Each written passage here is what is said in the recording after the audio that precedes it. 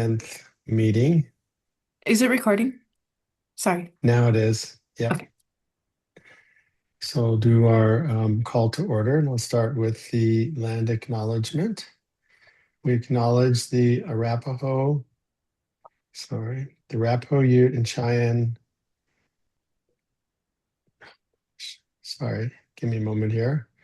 Cheyenne tribes, the traditional custodians of the land on which the Police Oversight Panel and the Boulder Police Department operate, and pay our respects to their elders, past and present. And the community agreements, just reminding everybody about the agreements that we all made to work together and to treat each other, and as much as we can have our cameras on and engage and just be fully present here for our meeting. So Sherry, would you call the roll? Absolutely. Thank you. Just heard my work phone make a ding and I want to. Oh, I think that was you, Bill. I guess you took care of it already. I'm all good. Yep. Okay. Apologies for missing that. That's okay. Okay. Um, Bill, I'm, I'm here. Alan, Alan is here. Alex, Alex is here. JD, Present. Jennifer, Here. Evan, Present. uh, Lawrence, Present. Soledad. Soledad called me and was excused. She had a very challenging work meeting come up Okay. at the last minute, so she's excused this evening. Thank you. Mhm. Lizzie, here. Kristen, uh, and Rowan. Here. Great. So I hope everybody's had a chance to see the agenda, and if there's no changes or additions, I would so appreciate a motion to approve the agenda for this evening. Second the motion. Who made the motion? Motion Who made. first? Okay, great. All right, all in favor of approving the agenda? Show by show of hands. All opposed? Okay, none opposed.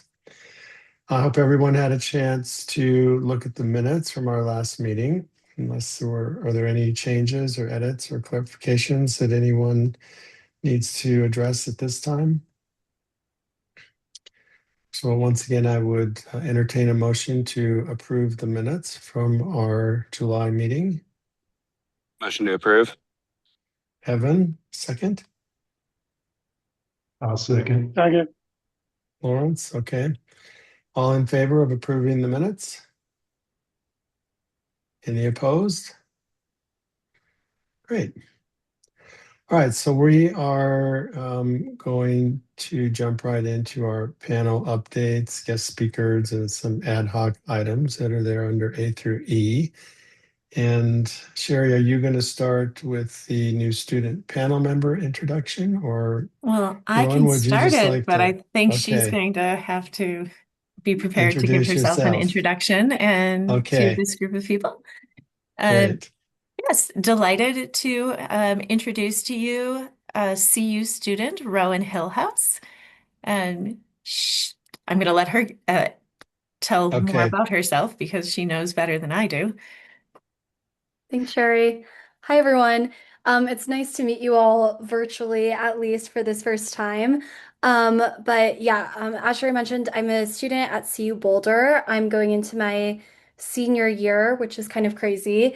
But I'm studying international affairs and economics, and I'm minoring in Spanish and leadership. And I've been involved with my community at CU since I was a freshman, through student government, the Center for Leadership, off-campus life. And so I'm really excited to be able to serve my community in a different way and pretty unique way as well. So excited to sit in on this meeting and, you know, be able to observe all of you guys and be a part of this team, I guess. great. So you'll probably do more than observe because we'll want to hear your voice too this evening. So I think what we'll do is we'll go around and just have everybody do a quick introduction of themselves as well, and just say a little bit about who you are, and then we'll jump into our meeting. So I'm Bill De La Cruz, and I'm one of the co-chairs. I think this is my third year on the panel. Been in Boulder since 1979, and I do independent consulting work with organizations around culture and conflict transformation, and just basically about how to be nice and kind to each other. So I'm just going to call names as we go around on my screen. And Mr. Alan Ohashi, you're next. Well, I think maybe I'm going into my third year on the panel, and I write books and make movies. Live here in North Boulder. Great. Just JD? out here to save the world along with the rest of us. Great. Thanks, Alan. JD? My name is JD, which stands for Jadzia Dax. I use they, them pronouns. I've lived in Boulder since 2020. I'm a 10-year veteran of the military. I served in the Air Force and the Army. I speak 5 languages, and I currently work in both STEM education, teaching coding and robotics to kids, as well as space science. And I am transitioning into a new role as a gifted and talented advisor for my school. Great. Also, welcome Liz? to the Yes. Lizzie? Thanks, Bill. Welcome, Rowan. We're so happy you're here. I'm Lizzie Friend. I am our second co-chair along with Bill. I am in my 4th year on the panel, so 4th and final, I think. They have to kick me out after this one. And in my regular life, I work in public health. So welcome. Great. Thanks, Lizzie. Chris? Thanks, Bill. I'm Chris Reynolds. Rowan, we met last week. I'm not a panel member. I'm the attorney from the Boulder City Attorney's Office, here to support the work of the panel and the work of the independent police monitor and provide the best legal advice that I know how to do. And so welcome to your first meeting. And Krista Huff is from my office. She's observing this meeting. She's a junior attorney with our office. So maybe I'll pass it to her just so she can say hi. Okay, that'd be great. Thanks, Chris. I wondered who that was. Hi, everyone. I'm Krista. I'm one of the prosecuting attorneys. I just started working for the city attorney's office in October of last year. So as Chris said, I'm here really just to see what you guys do and observe. So thanks for having me. Great. Thanks, Krista. Larry? I'm Larry Wojcik. This is my first year on the panel. I was an alternate previously. I practiced law for 46 years before coming to Boulder. Rowan, good to see you again. Great. Selena? Thanks, Bill. Hi, Rowan. We chatted a little bit over email. My name is Selena. I work for the city manager's office, and I'm also an administrative assistant here for the panel. It's nice to see you, and welcome to the panel. And you will get a lot of emails with the name Selena attached to them. So now you know who she is. So, Alex? Well, hello. I'm Alex. I'm also one of the student members on the panel at CU, also going into my senior year. Been on the panel for right about 6 months now or thereabouts. And yeah, that's about it. Great. Jennifer? Hi, my name is Jennifer. I'm a peer support specialist at Boulder County. I work for Focus Reentry and Natural Highs. I am in the unhoused community. That's where my lived experience come from. So I give back. Really super passionate about bringing some different sort of modalities into the space for healing. Great. Thank you. And Evan?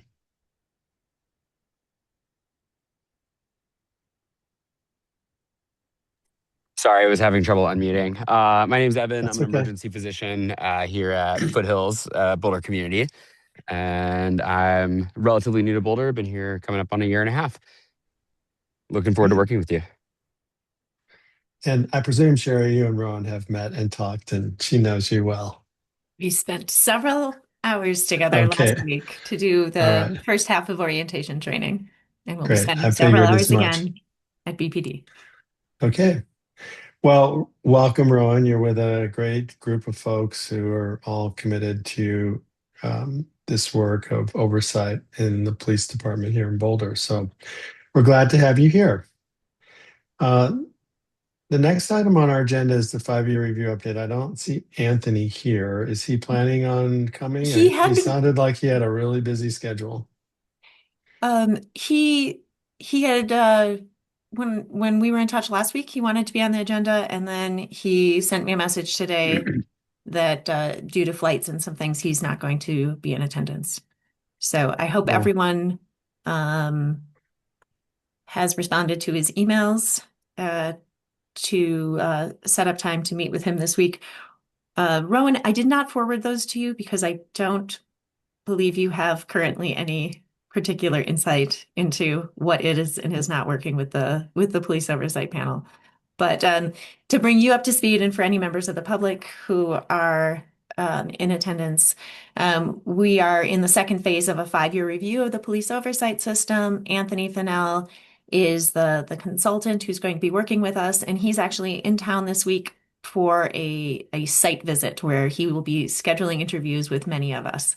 So he's on my calendar, and hopefully he's on other people's calendars too. Great. And I've made time, and somebody who travels and the inconsistency of airlines, I understand all that flight thing. So look forward to meeting him when we have our one-on-one.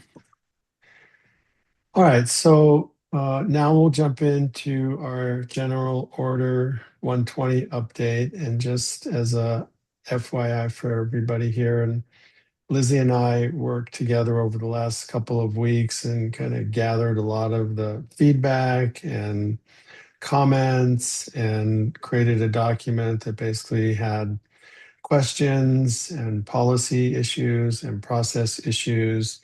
And today we shared those with Chris to take a first look before they were delivered to Naria. And I wonder if you have any feedback on that, Chris, or if you had a chance to look them over, or where we might be moving forward in that process.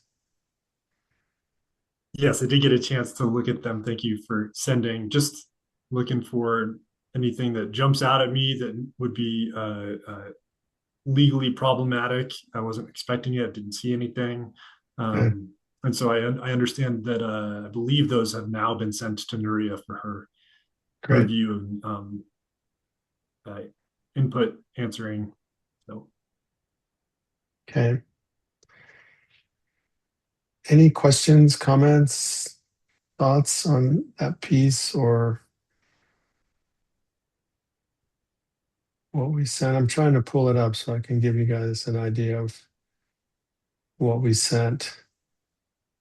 So basically we had a set of process questions, a set of policy questions, and then some panel feedback and requests. And so some of the process questions were about the implementation of General Order 120. What date was the early adoption? And did someone outside of BPD approve this? A lot of them are around the policy, the way that it's being implemented right now, and that we're concerned that the draft policy prevents the IPM and the panel from fulfilling our roles as outlined in the ordinance. And so we're asking if the city ordinance conducted a legal review to determine whether the policy and ordinance align and what that outcome was.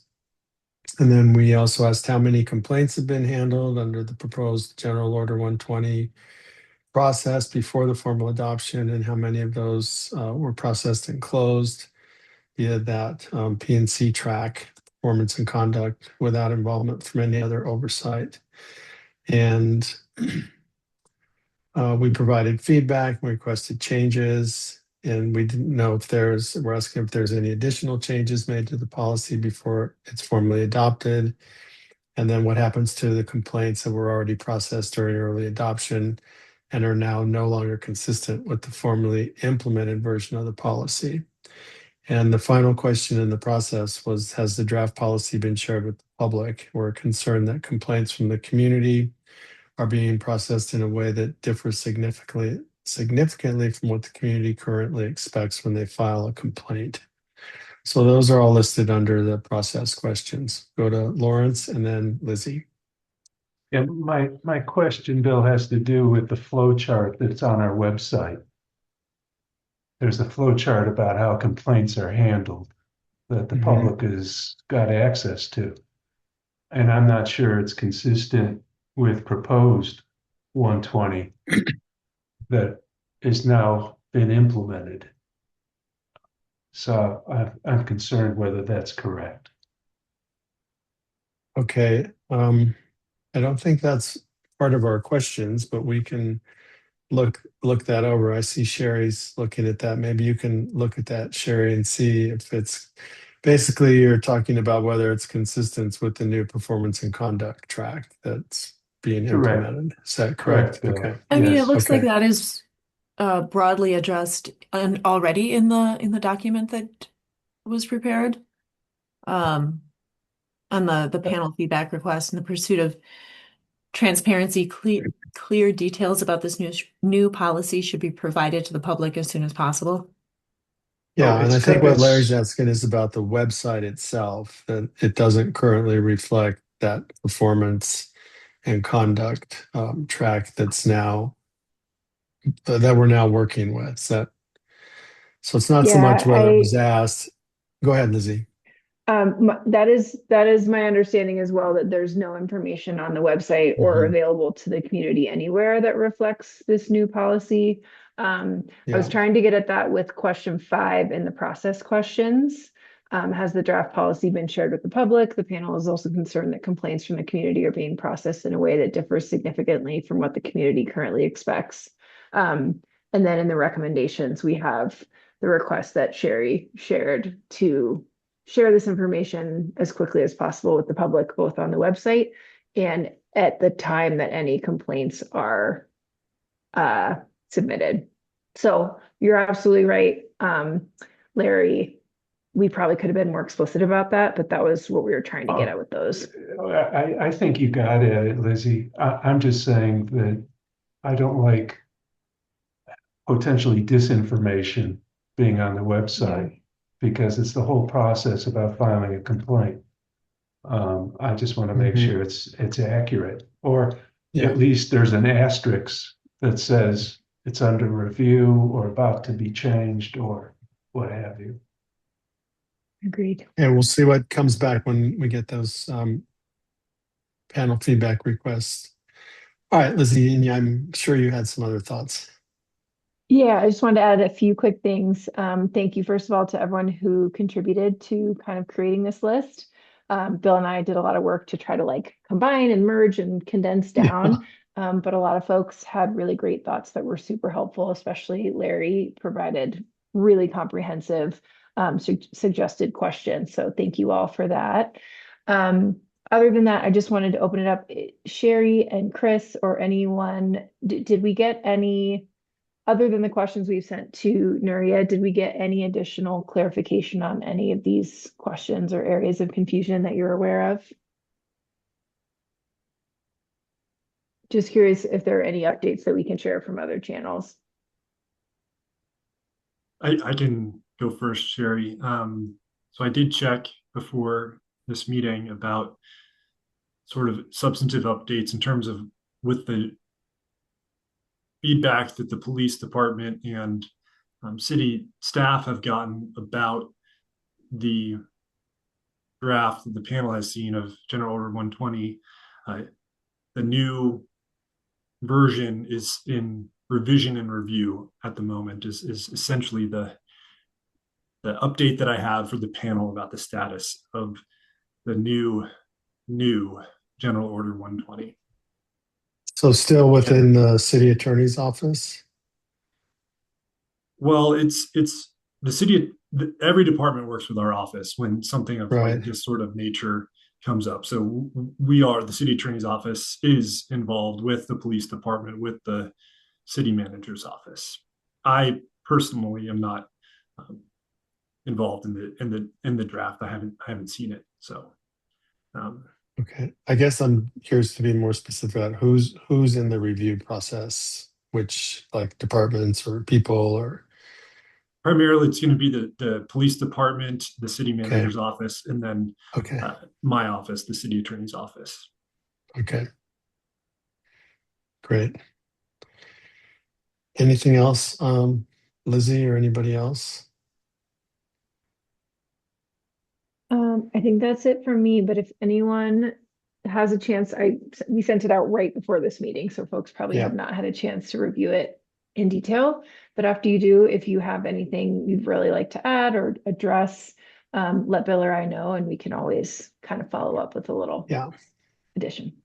Or if anything needs any more specificity in terms of what you think needs to be asked, we can always update it. Any other comments, questions, thoughts? Hi, Kristen. Nice to see you. Okay, so that's General Order 120 update. The flock project. Yeah, absolutely. So just as a recap for those who weren't here, during the last meeting, we had a brief committee we put together just to start reaching out to BPD, basically just to help the community understand more data about what's going on with the ALPR systems. Just as a brief update, I reached out BCC and those who are interested to Dr. Reinhardt. Have not yet heard back on that. So essentially just going to figure out what our next steps are in terms of like reaching out to BPD, as that was several weeks ago. But the other thing that was on my mind is the potential of having some community feedback involved with that as well, because I think the panel has some ideas of what the community needs. But to be able to give the community an opportunity during some type of notice meeting where we can say, hey, this is going to be a discussion we're going to be having, give the community members some time to prepare, and then we can hear about what their thoughts and feedback are. So then we can start to think about taking the right questions to BPT and then to BPD rather than how we are going to do that most effectively. And I was one who wasn't there, Alex, at the last meeting. So could you elaborate a little bit on what the outcomes are and the purpose of the committee and outcomes you're looking for with this project, please? Yeah, absolutely. Thank you. What we've seen a lot, this is sort of the elevator pitch I gave. So Okay. what we've seen a lot in the public sphere is that people have very strong opinions about things like flock or ALPR systems in general, but they don't have a lot of data to back it up. And frankly, the flock transparency portal is not really sufficient for any deep level of detail, especially considering how powerful the system is. And this has been something that's been hitting a lot of news cycles as well. And so it's clear that there's some interest in that. So effectively what the goal of the panel of the committee was to be able to reach out to BPT, ideally have a dialogue and discussion where we can pass along some community questions, get some feedback, but primarily with the goal of allowing the community to understand how BPD utilizes the system, in what ways, and ideally be able to provide some more in-depth metrics. So that might look like having an additional transparency page. We're able to provide some more detailed metrics, or really it's flexible and it's depending on what the community is interested in. And so this was just a passion project of mine, again, very early stages. So like I said, I reached out to Dr. Reinhardt at BPD, did not hear anything back regarding that. And so looking for our next steps to figure out who else in BPD might be receptive to that inquiry, and then additionally potentially setting up a meeting where that can be discussed with the members of the community. So hopefully that hopefully that makes sense. Yeah, makes a lot of sense. And it's something that I think the community is very much interested in based on the news cycles that I've read. Chris, please go ahead. Thank you so much, Bill. Just a point of clarification about the flock project. I like the idea of the panel engaging in like policy recommendations. Just wanted to perhaps I heard something about community engagement with regards to flock in terms of a like a forum. Did I hear that Yeah, correctly? I think you did hear that correctly. Okay. And we just might need to talk maybe offline about uh, how that could be in line with the code's requirements for community engagement with the panel, because the Of code is course. specific about what kind of the parameters of how the panel can hold community engagement events. So I just wanted to Yeah, of put that out course. there, and I'm happy to make myself available to talk through that. Yeah, I can reach out and we can continue that discussion offline. I think there's a lot of different ways that we can achieve that same goal. So whatever works with whatever policies and procedures we have to follow is totally fine. Thank you so much. And Sherry, do you have any suggestions for Alex about who else to contact, or is there a way that you could also follow up with Dr. Reinhardt or somebody at BPD to let them know that this is of interest Yeah. I to was the surprised to hear committee? that that was the response. Dr. Reinhardt's usually pretty good about getting back, even if his getting back to me is to say, I have a whole bunch of things on my plate and this is going to Yeah, be farther down the yeah. road. So that was surprising. Yeah, I think my And goal right now is just to open a dialogue with someone and then we can go from there. Again, I don't have any particular strong views on how to go about it. I just know that there's a lot of community interest, so wanting to address their concerns in some way. so you'll be able to reach out to somebody, Sherry, on I Alex's behalf. Yeah, I can just hopefully put it to the top of, or maybe not the Okay, top, but back on radar. That'd be awesome. okay, thank Thank you you. so much. We can Great, follow up as needed as well via email. great, thank you. Evan, go ahead. Alex, I just wanted to voice some support for you and say that that's a fantastic idea. And if you need any help with that, please just loop me in over email, and I'm happy to get involved. So thank you for spearheading this. Yeah, absolutely. I've noted your name, so if I have any updates, I'll be sure to share them. That's right, be sure and write it down. We all heard it. Great. Anything else on that particular project? Okay. All right, City Council study session, September 24th. Sherry, do you want to talk a bit about that? Yeah, so we are tentatively on the city council calendar for their September 24th study session. And for people who might not be as familiar with council process, basically every other week they have a council meeting that is open to the public and where they actually vote on business. And then on the alternate weeks, they have what they call a study session. So those are virtual meetings where basically staff provides them with presentations. Um, Oftentimes it's for some sort of upcoming vote so that they can be educated and ask questions on something that's going to be coming to their attention for a vote. This would be more of just an update, and it is on the agenda as a public safety update. And my understanding that is the Boulder Police Department, the municipal court, and Oversight to present. We would, as tentatively on the calendar, we would be on the first half. So there's usually two separate modules. We'd be on the first module, and that's a 90-minute segment to do a presentation and then allow for conversation and questions. Okay. The last time we did this was, I believe, October of 2024, and the co-chairs were I think I did most of the presentation, and then the co-chairs were available, and they actually had most of the questions directed to them. That study session, the entire topic was police oversight, and there was a lot of education that we did for newer council members. Where this one is Because combined with the courts and the police department and the right, panel. Yeah. right. So I don't have exact details, but I would expect that the actual presentation portion would probably be like 5 to 10 minutes to make Okay. sure, because there's a lot of dialogue in the study sessions. Yeah. And I may be traveling for work that day, so I'll confirm that and let you know. Well, hopefully, if you are traveling, you will have 90 minutes where you can have good internet and be in front of your laptop. Okay, that's also possible.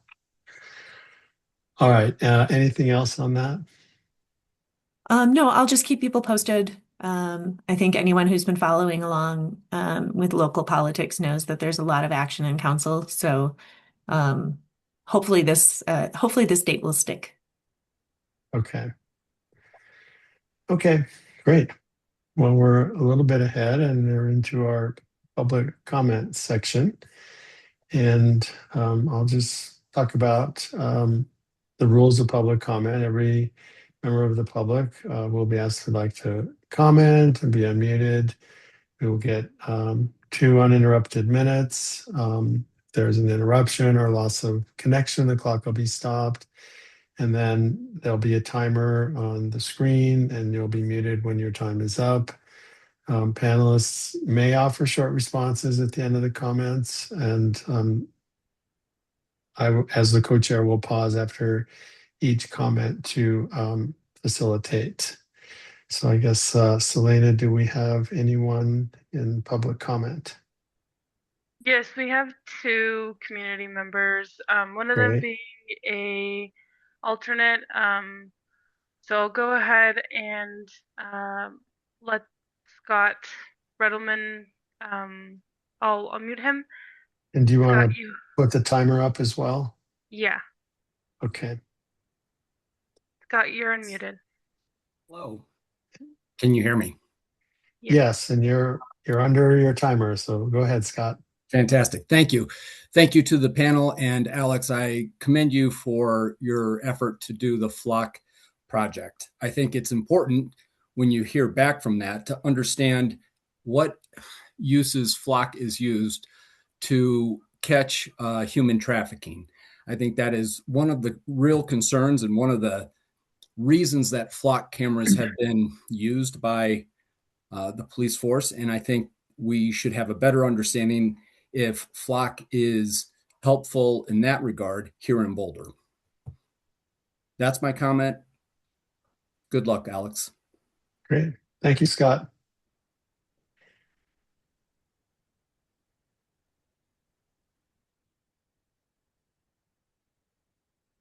Okay.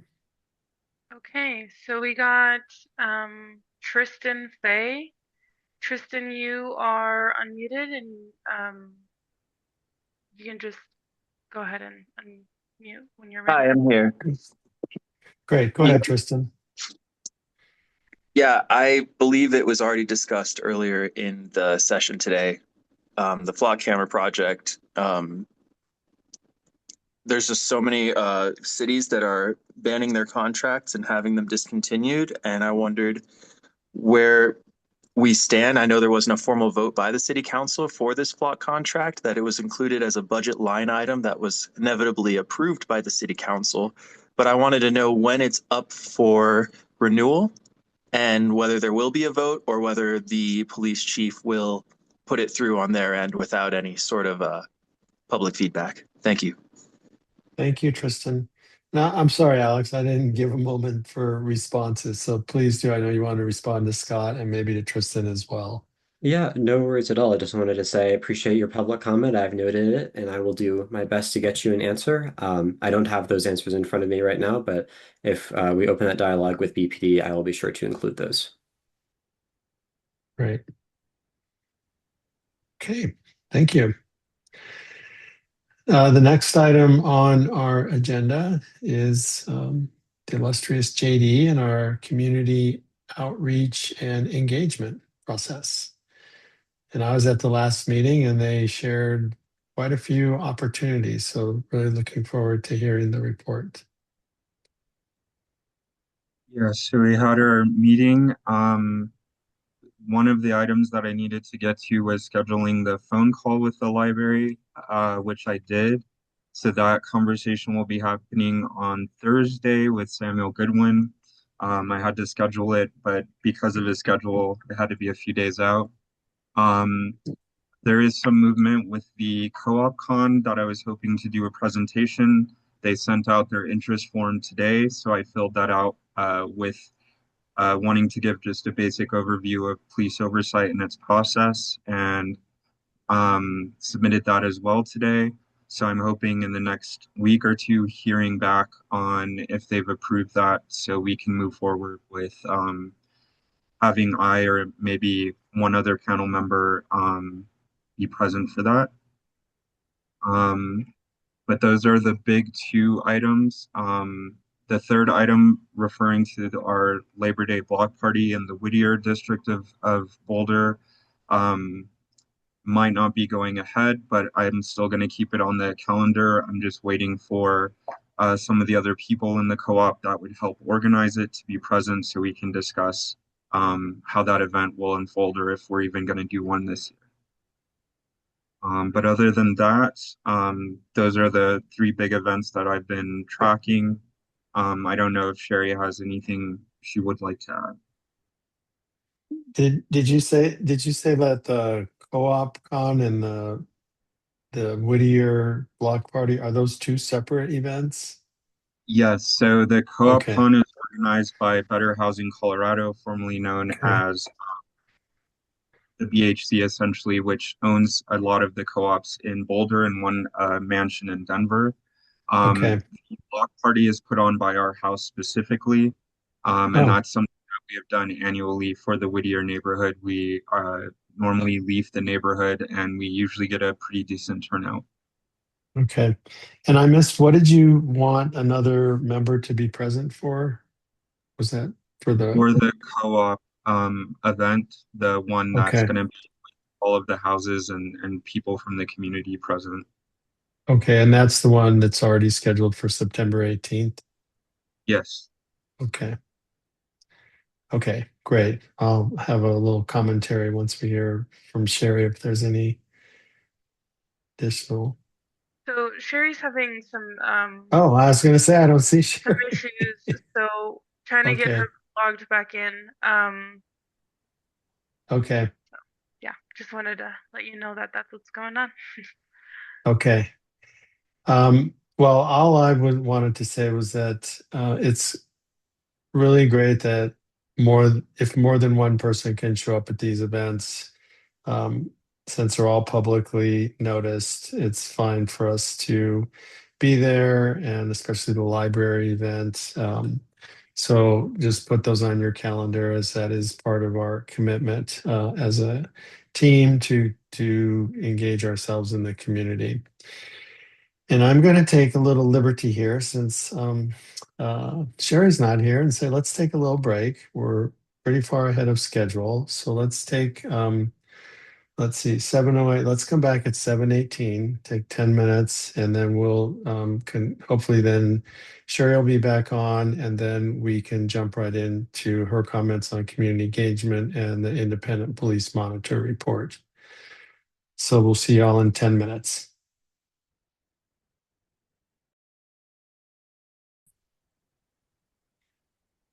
Great. So welcome back. We're at a point now of just getting some feedback around the community engagement work. The one thing that I wanted to add, and apologies, it's not on the agenda, is that there is an event at CU Boulder. And it's supposed to be August 26th in the afternoon. I just reached out to the organizer with the city contact to make sure that we're still invited, because I had expressed interest in joining her several weeks ago, but now August 26th no longer feels like a day far, far in the future. So I will reach out to panel members if that is confirmed. And ideally, if it is confirmed, maybe one of the students could be able to attend. And what is the event? Oh, let me look at my Rowan calendar. had her hand up. Do you want to go ahead, Rowan, while Sherry's looking? I was gonna ask if it's the Be Involved Fair. Be Involved Fair at CU, yes, from 2 to 6. I would not be surprised if you are going to be attending in a different capacity. Yes, yeah, I'll be there, but yeah. Would you be able to join as a panel member, or do you already have obligations? I think I'd be able to move around. So yeah, I'm happy to help out in that capacity as well. Okay. And Alex, not sure what your schedule is, but you could even pop in, be great. This is at Folsom, right? Is It's at Farron Fields, which is kind of like a different fields in the middle of campus. Oh, Yeah, okay. Okay. Yeah, that's great. the only update, in addition to what I assume JD said while I was Okay. in internet limbo. Yep, great. Chris, go ahead. Thank you. Different topic, open meetings law. And we should build this into our boards and commissions and panel training. I advise not using the chat function at all during these meetings because anything that is typed into the chat is just not part of the public record. And so members of the public, it's not preserved. And so if you want to communicate something, I just suggest doing it orally, like I'm doing right now, and not using the chat function. So I would just advise that. Okay, great. So just speak your mind. Okay, great. Anything else on the community engagement piece? Bill, JD has their hand up. Oh, okay. Sorry, JD. Yeah, so I was just gonna add, so Co-op Con will be the 18th through the 20th. We have flexibility on which day we want to Okay, come together. So I'm hoping a few of you will join. It's going to be held in North Boulder at the Wild Sage co-housing. And as soon as I get approval from BHC, I can send all that information out in an email. But if you guys want to email me which days work best for you from the 18th to the 20th, so I know which day to schedule us, that would be great. do you have a preferred date, JD? I mean, let's start there.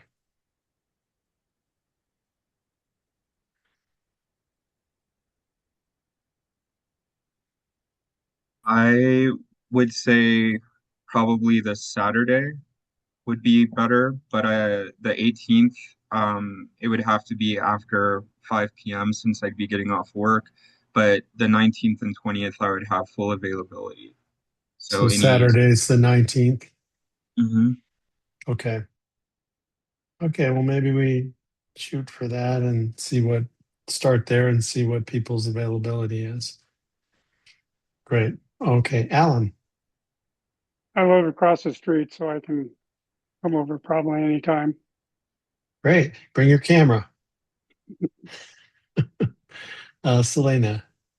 Yeah, JD, did you want Sherry and I to create a sign up sheet for you so then you can start getting some panel availability, but also like for people just to show their interest that they're wanting to attend. That'd be great. Thank you. Yeah. And then just another thing too, did you guys want to cover the event process document here as well, or did you not want to speak on that this time around?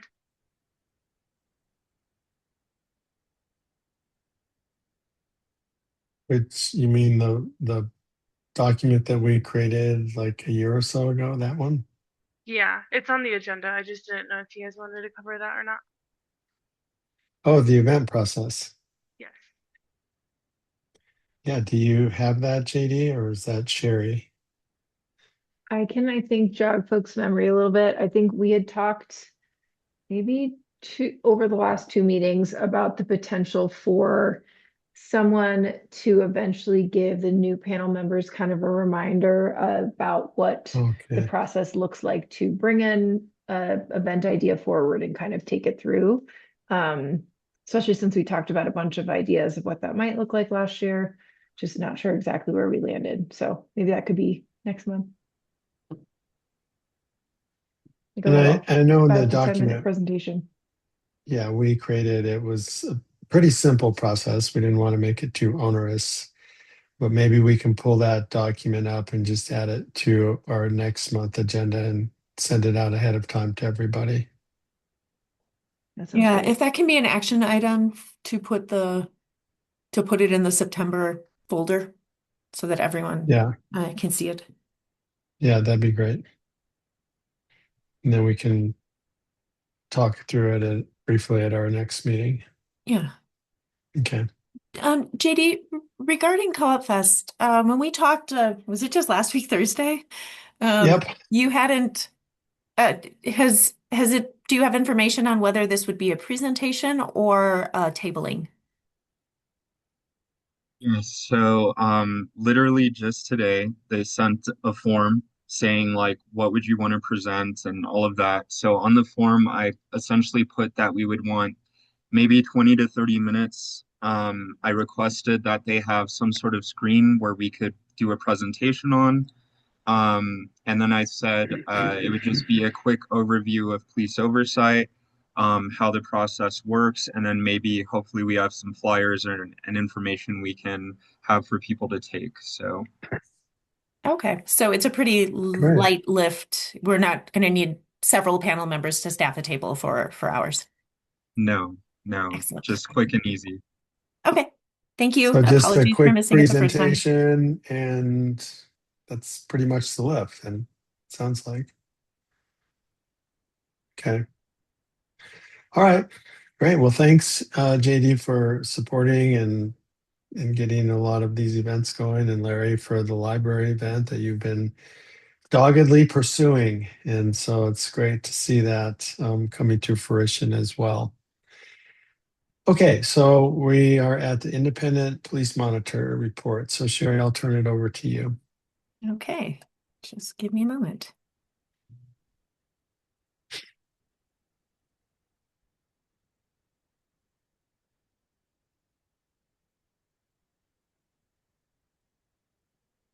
Well, I guess one benefit of my computer going down is that I don't have 20 different tabs to go through to find what I'm looking for. Okay, so we're looking at the August 2026 Independent Police Monitors report. We're looking at case file review data for July of 2026. There were 0 case files reviewed in July by the panel. We are not waiting on any from the police department. And cases that the panel voted to review and need to get are 2 cases. Cases completed in July of 2026, MI 2026-010. Officer 1 was working an off-duty assignment at a grocery store. A known trespasser was in store biting into a pineapple. Earlier that day, Officer 1 had instructed the trespasser to leave and not to return at the request of the store. While Officer 1 engaged outside of the store with the trespasser, complainant began inserting herself in the enforcement action, and Officer 1 told the trespasser to shut up. The allegation was a Rule 4, respect for others, spoke rudely and or unprofessionally to complainant and or trespasser, and I recommended that this allegation be sustained with verbal counseling, and the department agreed with that, and that was the final determination. MI 2026-012.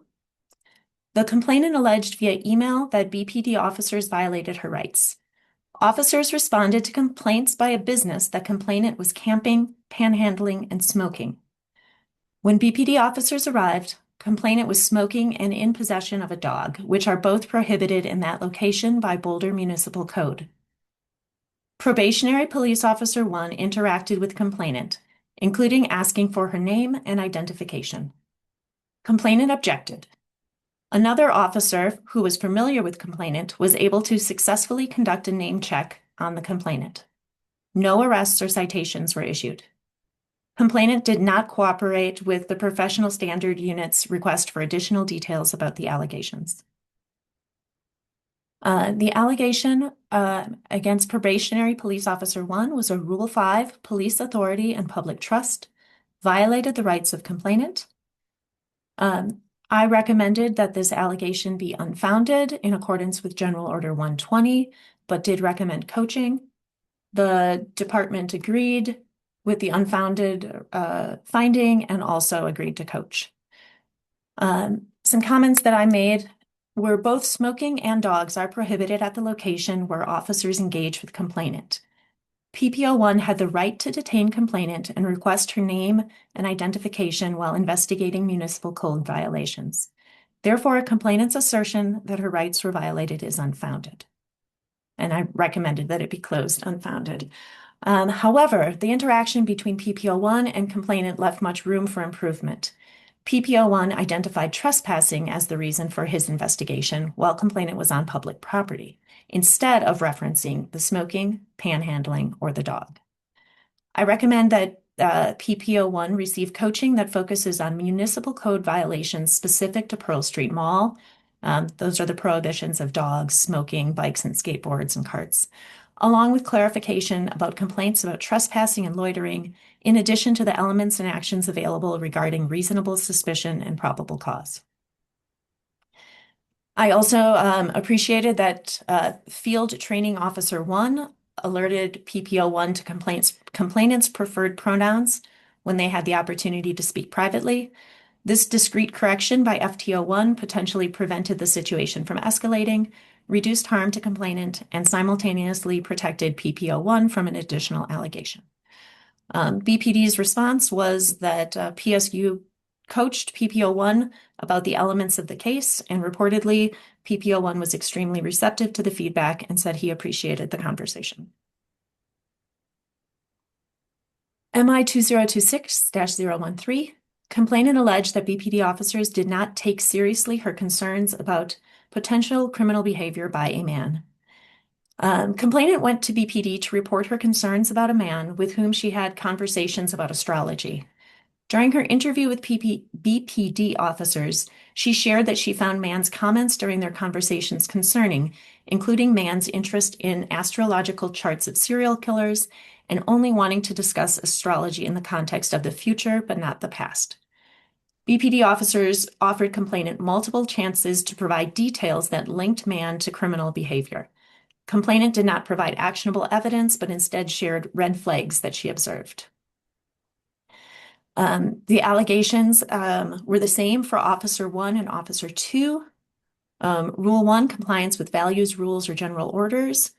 General Order 101, unbiased policing, displayed bias against complainant based on her belief of astrology. I recommended that the allegations against both Officer 1 and Officer 2 be unfounded, and the department agreed. And then second, Rule 2, conformance with laws.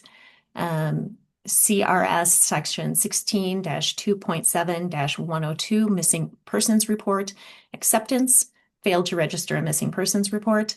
Again, for both Officer 1 and Officer 2, I recommended that these allegations be unfounded in accordance with General Order 120, and the department agreed. Looking at our 2025 caseload, there are still 4 cases. Today, sometime last week, I got SM 2025-003. It left the chain of command and came to my desk, I guess on Friday it must have been, and I sent my recommendations to the department. So hopefully that will be going to the chief's desk tomorrow, and I will hopefully report next month that it will be closed. The other 3 cases, MI 2025-0333, and EVT 1234 and EVT 1392 remain in abeyance. Looking at case statistics from July, the monitor classified 8 cases. 4 of those were misconduct, 2 serious misconduct. There were 0 community inquiries, 1 community feedback, 1 unspecified incident, 0 conflict facilitation process. I reviewed 1 performance and conduct case and observed 2 interviews. There were 0 critical incident scene responses, and I did not have a case sent to me to be reviewed for thorough and completeness. And BPD closed 3 cases that you just heard about in the month of July. Looking at the docket of cases, as of August 5th, 2026, there were 29 cases. 12 of those have already been classified. 2 were pending my classification.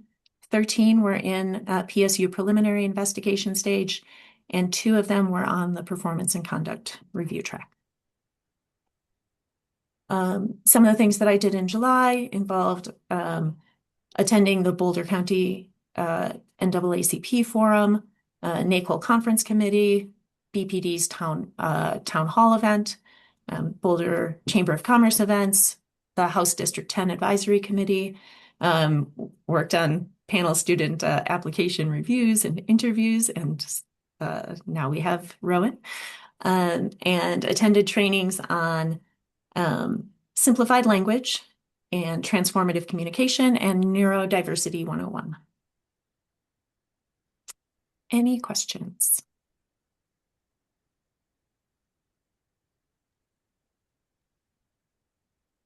Questions, comments? Larry, go ahead, please. Sherry, I just have a question. Yes. In this document, you refer to GO General Order 120. Yes. And in your other memo, you refer to it. When you refer to it, what version are you referring to? The one that's publicly available. So that's the one dated January 9th, 2025? The previous one, not the proposed one. That's right. what I'm getting at. Yeah. Okay. Thank you. You're welcome. Anyone else? I do have some questions, but I may need to ask them in closed session, but then may have follow-up outside of closed session after that discussion. Okay. Okay.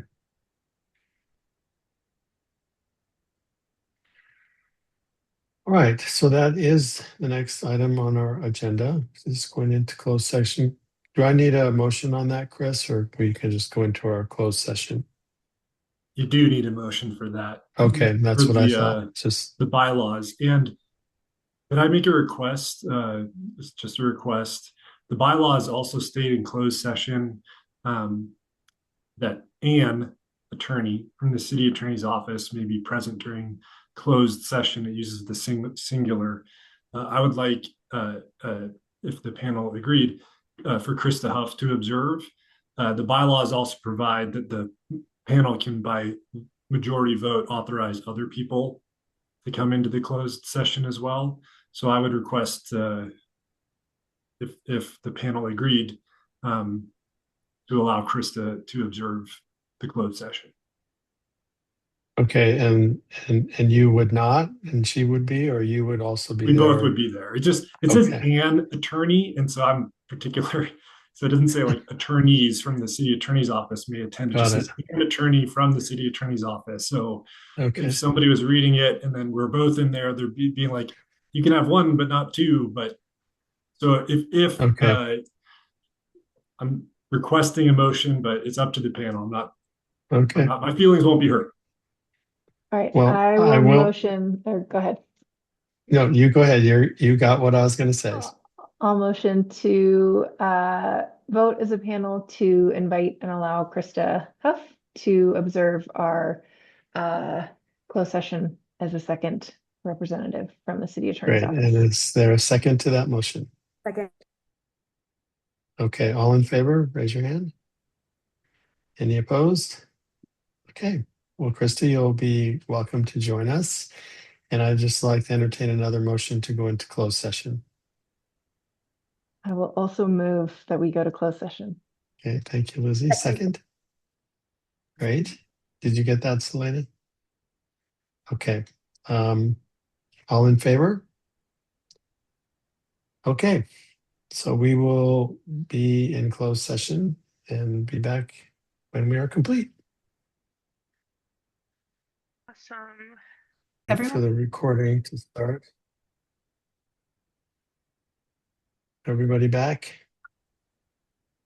Okay. So we have no cases to vote on at this time. And I do want to bring something up that I know we've talked about through some of our meetings, and that is the way that cases are classified, we've come to notice that some cases that have been classified as misconduct by the independent police monitor, for whatever reason, have not been upheld at BPD. And I think that's a challenge for us in that, number one, it creates extra time going back and forth. And from my perspective, it seems like it's chipping away at the cases that we are allowed to see that are coming from the community. And so I just wanted to take a little time before we conclude our meeting to open this conversation up and get thoughts and feedback and questions about this approach, which I think for me is new. I've not seen it before. Typically, when the monitor classifies a case, it works its way through the system. And what we're seeing now is, and I'll just use this word, I don't know if it's true, but arbitrarily changed in terms of the classification and lack of agreement between the department and the police monitor, which I think is affecting the role of our purpose in being a community police oversight panel. So I want to just frame this conversation in that way. And Alan, go ahead. Well, it seems to me last month we had a conversation sort of around the fringes of this topic in terms of this notion of the Ageo 120 being, sort of considered a pilot project, some kind of test period. So we would be, if, we were starting back where we were, I guess, ourselves, taking November as being the time that this pilot project started, and here we are, moving almost into a year. And so in my view, when you have a pilot project, you have a specified period of time where you have an opportunity to sort of evaluate the results, even though, the project doesn't really quit, doesn't stop. So in the meantime, this is one topic that has, reared itself. And I think, sounds to me like it needs to be addressed. It's sort of a pressure point within the system that this pilot project has been trying to test. And so I'm trying to my thought is what if we were to sort of position all these comments and all these changes that we're noting might be necessary to be at least considered as part of evaluation of the pilot project. This being a glaring one that we didn't really know about even last month. Okay, great. Other thoughts? Larry, you ready to go? Yes, I just think that, one of the complaints we heard from the police department was we took too long, that cases took too long. And now what I'm hearing is that they string Sherry along after she's made her classification, and we're still not reviewing the case that she classified. I mean, we didn't even get a chance to evaluate or vote on it. So I think that's a frustration of the very purpose of the monitor and the panel. Okay. Others? Lizzie? Yeah, thanks. I'll just reiterate what other folks have said. I share the same concerns over the last, year or so, especially in the last 6 to 8 months, we've seen a significant narrowing of the role of the panel and of the IPM with some shifts in how policies are interpreted and now some new draft policies. And this month now we have we're seeing far fewer cases in general coming through to the panel. Many months now we see no cases at all coming through for panel voting to review. And this month specifically, we had 2 cases come through where they were classified by the monitor, as is her role, his or her role, as misconduct cases, but they're not proceeding to the panel because it appears the Boulder Police Department is not taking the next steps required to continue that process. So they seem to be stuck in limbo. And this seems to be another way that cases are not coming to the panel as they should be. So that's a concern. It doesn't seem like the process is working as intended and as outlined in the ordinance. And it seems as though it's happening a little bit at a time with a lack of transparency and communication around the reasoning behind some of these approaches. And so I think that is a big concern. So, Chris, I have a question for you.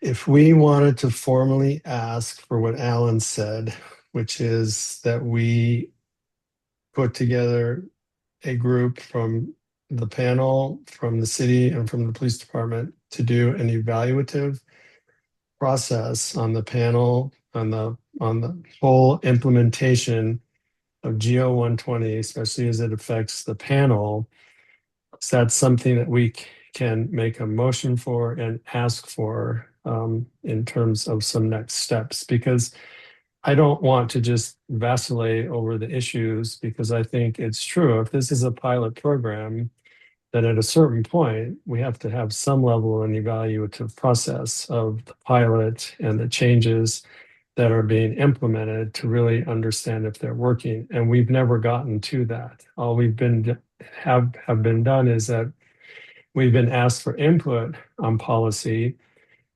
and then based on what's happening, it doesn't feel like our input's being used. So that's my question in terms of if we wanted to formally request an evaluation of this pilot program, is that something within our role and that we can actually make a motion and ask for? Thanks for the question, Bill. And before I answer, I just want to clarify, when you say pilot program, are you referring to the police department's implementation of the draft General Order 120 with regards to like the performance and conduct categorization? Yes.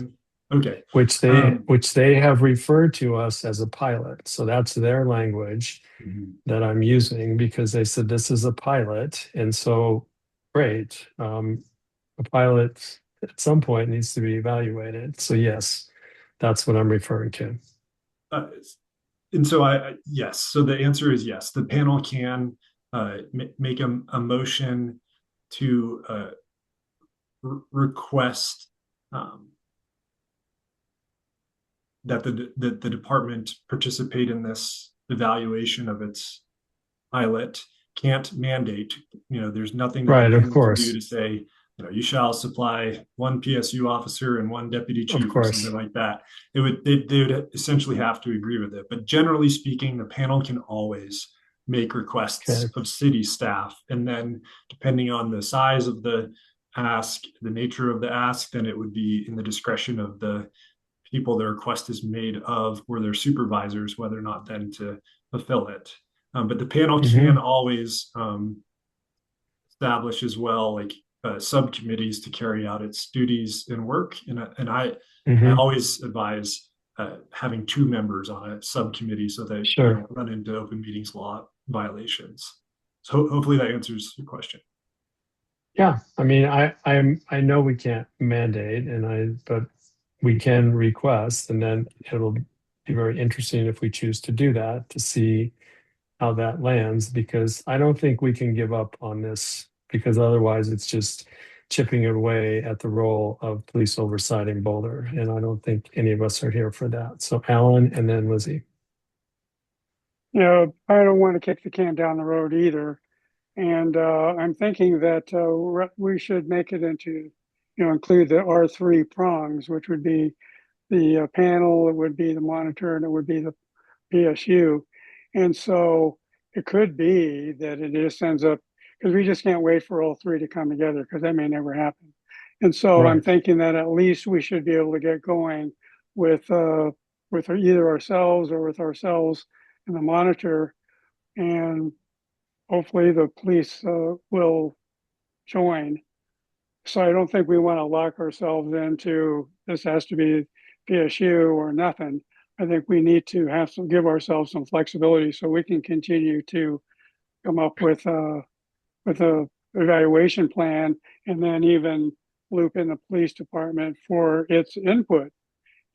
As they do with us, they loop us in sort of during the process. So if they don't want to participate directly, maybe we can just operate and invite them in for comment and on our whatever our planning process turns out to be.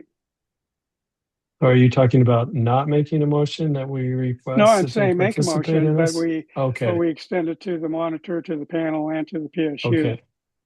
okay. And then we can begin where we want to begin as a group, and then hopefully when we make the request, Yeah, Sherry may say, well, I got other stuff to do, and will just kind of keep me in the loop. And so I think that's the assumption we have to go into this, particularly with the PSU. Okay, great. Lizzie? Yeah, I appreciate all this discussion about the pilot and totally agree. This is something we should be talking about. I just also want to make sure we're not conflating two separate issues because I think we have two things going on here. There's the pilot, there's the new draft policy, General Order 120, which has impacted how cases flow through the system. Most notably, they've introduced this performance and conduct track that we're now seeing cases go down. That means they're diverted out of the complaint pipeline. They don't come to the monitor, they don't come to the panel. That's something we've talked a lot about. A lot of folks are concerned about it. We're working on getting more information. Separately, I think this month, what has come a little bit to the forefront is this new issue that I believe, and I want to confirm this, is unrelated to the draft General Order 120 policy. This does not have to do with that policy necessarily. I mean, it's in the scope of that policy, but that new draft policy does not address this issue, correct? The classification issue? Yeah, the issue of the monitor classifying complaints misconduct and the case is not proceeding for reasons. Go ahead, Sherry. I saw you. Oh, I was just going to say that the cases that you're talking about were sent to me through the misconduct track for my classification.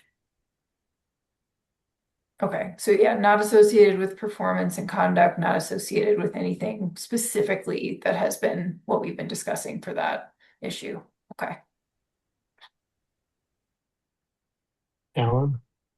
Yeah, I think Lizzie's comment really dovetails with what we're talking about, because the updated GO 120 is going to presumably be taking into account these pressure points that we've pointed out, maybe the police department has also pointed out, to improve on the pilot project as we go forward with the new and improved GO 120. So I think our timing for this evaluative process is timely, especially since the GO 120 update is being promulgated right now. Okay. So, Lizzie, based on what you said, would we still be looking at an evaluation process around implementation of GO 120 versus just, so it's not just the performance and conduct, it's the whole classification piece? I'm just trying to wrap my head around how we can figure out a way to move forward and make a statement as a panel that this is really important to us and we don't want to just let it go. Yeah, I think this is new and we're very much in an understanding phase and a gathering information phase about this new issue for the General Order 120. We talked about this in the beginning of the meeting, but we've sent some questions to the city manager to better understand some points of confusion and concern. I think after we get some information related to those questions, then we can kind of decide as a panel what our next steps might be. But I agree, like if this is a pilot, absolutely would hope that someone is evaluating the pilot and considering the impact before making final decisions about the policy. But as we've seen too, the policy is essentially already adopted in at least in part. Right. So again, all this is a little bit unclear. I think for the Mhm. second issue, I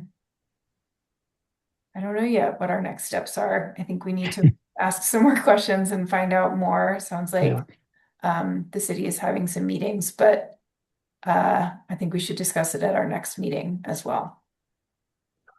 And I would just say the city's having meetings without panel input of the co-chairs. And so if I'm hearing you correctly, it's let's wait and see. We just submitted a bunch of questions to the city. Let's see what those answers are, and then put this on as an agenda item. And also, I think, give notice that we are very concerned with the direction that things are going and are going to, in some way, address it through an evaluation process or some other way so that we don't continue to lose, I think, the authority or the spirit of what the ordinance created our panel to do. Is that? Yeah, and I don't want to jump ahead of the line, but one more just sort of question on this track. Sherry, you mentioned there have been cases in the past where we've sort of run into this disagreement in how a case should proceed forward. When those cases have occurred, has there been a final decision maker that stepped in and said, this is how it's going to go, or how have those resolved? Most of the time, when the police department pushes back against my classification, it just gets resolved between myself and PSU, possibly Alistair. And I think my classification has always stood. So that those cases that I classified, unless they actually persuaded me, were cases that were classified as misconduct, and then the panel, got to review them. And how long would you estimate that negotiation or pushback took before it was able to proceed? I mean, sometimes it's very brief. Sometimes PSU will just, hey, did you pay attention to this? Or when I zoomed in on this, something, where they just want me to reevaluate it. The cases that have involved this more, there have been cases where the back and forth between myself and PSU has taken months. And there is a prior case that is still awaiting final decision. Okay. Yeah, so my main headline question after hearing that is, some discussion, some working together feels very normal and appropriate. But my understanding of the ordinance, and I'm not a lawyer and not a member of the city attorney's office, but is that the purpose of the independent police monitor's office is to intake and classify complaints. So I am curious why there needs to be a negotiation once the IPM has made a formal determination of the classification of a complaint. And so I think if we're not able to, I guess if these cases don't proceed soon along the misconduct track, we should ask some questions of the city manager or the city council or whoever is in charge of the ordinance, if this reflects their intention when writing the ordinance and designing independent police oversight. And I will finally shut up now. Right. Go ahead, Alan. Okay. Well, Alex had his hand up for a bit. Let me see. Is Alex still here? Oh, yes, I had just put my hand down. I think my question was answered, but I might have something later on. No worries. Okay. Alan, go ahead. I think we should be more proactive. I think we're, beyond this notion of being concerned. I think, we want to see something happen. And these questions that we're sending to Naria, I think those questions need to be positioned, because if we're planning to wait for another month, that's the world doesn't stop because we're waiting around for our next meeting. I think if we position these questions to be more action oriented, and these are some things that we see would be a positive solution to getting a more effective General Order 120 that's currently being amended again. And now is the perfect time for us to provide input into that process, as opposed to, oh, we've got these 20 questions. All that does is continue to kick the can down the road. Okay. I think we should reposition those questions as more like statements and make a proposal that our three prongs get together and work together to make GO 120 to be much better this next time around, since we're a year into the pilot project. So you're proposing some type of a motion If I Well, may to do the evaluative process. Right, and to position the Okay. questions that we're proposing to the city manager's office to be couched around that evaluation process. So I'll make that motion. You can Okay, well, why don't you think about it, decipher how that. you would write it out, and let me go to Alex and Lizzie, and then I'll come back to you for that. Yeah, I just wanted to make a quick observation, which was just that I think in this whole process, the role of the panel is generally to provide suggestions, which sort of assumes that the party who is receptive to those, whether that be the police department or whoever else, is actually going to take those suggestions, because I think at the end of the day, we do have very little power to actually do anything if push comes to shove. And my interpretation is just that in the ways that I've been seeing the police department interact, especially in terms of what we discussed earlier with case classification, there isn't a great way to put this, but it's like if they aren't working with us on that, and they aren't, what I think is pretty straightforward following the ordinance regarding it's the IPM who classifies cases, and that's that. If there's a whole discussion and months of delay on that, I think my question for the panel to think about is just why would the same thing not happen if we're asking for information? And we should suggest that you conduct a review. It's like, well, it doesn't really mean anything. And if they're not following the ordinance in regards to IPM classification, I have doubts that we're going to have any type of success in this venture. Okay, Lizzie?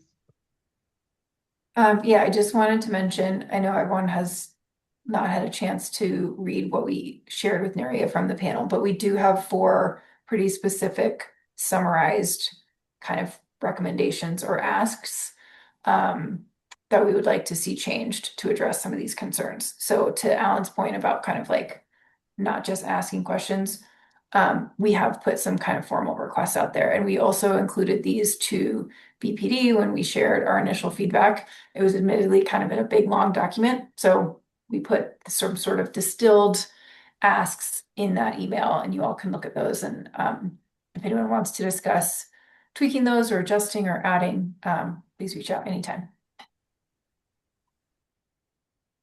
Okay, anybody else have any feedback, comments, thoughts? I think we should get something on the books. I think we should get something on the books, because if we don't do it tonight, we're not going to get around to it till next month. And so I have the email pulled up in front of me, and maybe Bill and Lizzie, you can give us some help as far as how you could massage that into being more of a directive, as opposed to just 4 points of consideration. I think we can look at that. I think that's different than what you were talking about, those like creating a motion to request an evaluative process. So, and again, it's if we wait another month, then we're another month down the road. So, let me hear from Jennifer. Go ahead. I'm curious, how many times have we sent over these questions to the city manager? Has been a couple? Just once today. Okay. This set of questions is the first set Okay. that we've sent over to them. And the other ones were already responded, correct? We got answers to those, right? Last month, we talked about curating a list of questions and setting them. We have not had a round of asking questions. We did, what you may be thinking of, we did send kind of formal feedback to BPD a few months back when they asked for it about the policy. But that wasn't really a Q&A. We sent some feedback, they received it. I was And just we're curious. not sure how it gets used. Yeah, I was just curious, just to kind of see the time frame and how long it's taken them to respond, yeah. Thanks. Okay. Alan, do you want to propose a motion? Well, I do, but I was thinking, well, maybe we are just, our hands are tied until next month, but maybe there is some kind of general motion that could be made in between now and the time that you and Lizzie deal with this packet of information I send to the city manager's office. You can, see whether or not there is any relevance to this evaluative approach. Does that make any sense? Yeah, I think it would be good to, like Jennifer's saying, to see how expedient they are and willing to answer our questions. And as Chris said, we can't really mandate. So the way we have it is requests and recommendations. And I think it'll be telling in terms of the response that we get and the timeliness that comes through, whether there's a willingness to really work with us on this and address the issue in a more public way. Because I think that's part of what's missing from this is we're having this conversation outside of having BPD here and having the monitor's voice in this. And as our council says, that this is a public conversation. And so we should be able to have that in a public way. So maybe we just wait and Lizzie and I can relook at the document to see if there's any changes we would want to make based on this conversation, and then just let that piece play out, and then we'll put it on our agenda for our next meeting, and then make a decision as to the So maybe direction to move forward. you two can deal with it administratively and kind of come up with something to send forward.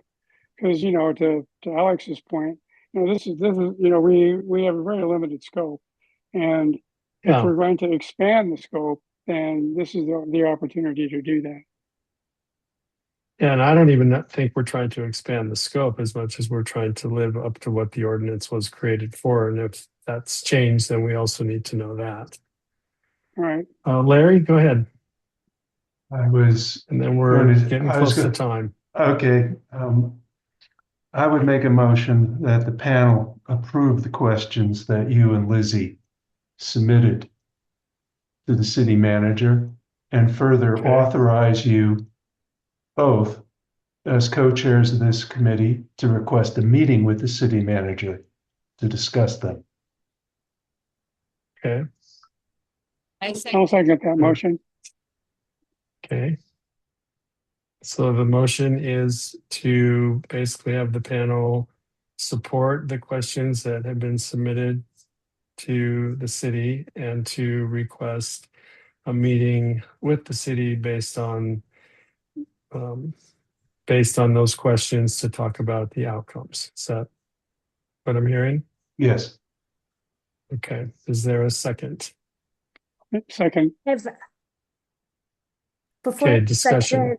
Can we divide it into two? Because I haven't had I would like to think about the questions a little bit more and leave room for us to kind of tweak them since they were just sent out. But I don't want to stall the process either at the same time. So could we amend the motion to allow for the questions to be amended by the end of the day today if panel members so see fit or something? Let me see what Chris has to share. So the previous public meeting of the panel, there was a vote that the panel took to essentially authorize the questions that were sent today. Right.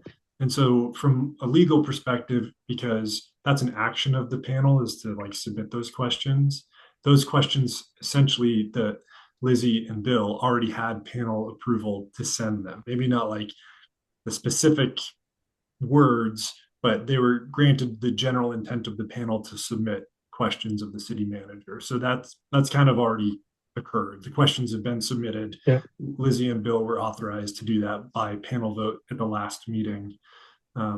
So it's a little, I would say, just redundant for the panel to approve the question. You could do it, but they've already been approved. So they've already been approved from that perspective. So maybe what we can do is just vote on the motion to have the full panel support of the questions and then set up a meeting with the city. And, you know, everyone's free to look at the questions and give us feedback. So maybe that can be a part of the public meeting that we're requesting so that way it doesn't hold up the process. Or else you could Okay. you could have you're gonna send out the questions to the city manager like a they've date been certain, sent. which is Thursday or something. If you Yeah, have they've been comments and sent. questions, make them by Wednesday.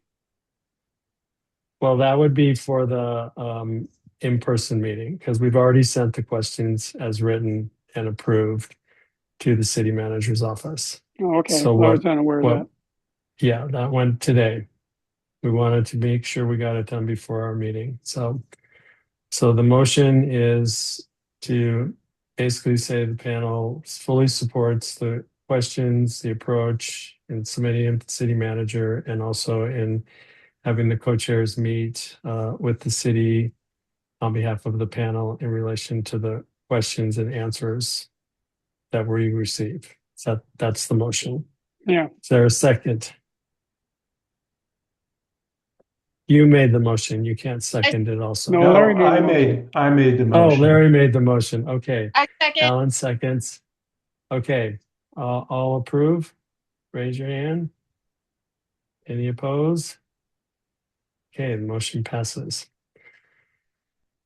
Okay. We are right at 8:30. Is there anything else for the good of the cause that anyone needs to share before we conclude? I make a motion, we adjourn. Okay. I'll second. Okay. Anybody opposed? Everybody approve? Thank you all. Thank we you. had some good work done today, and we will keep you posted as how things move forward. See you guys next time. Thank you. Okay. Hey, thank you, Bill. Have a great Good day. luck with everyone Thank you. starting school or their family starting school this Yep. week. Yeah. Bye-bye. Right on. Here.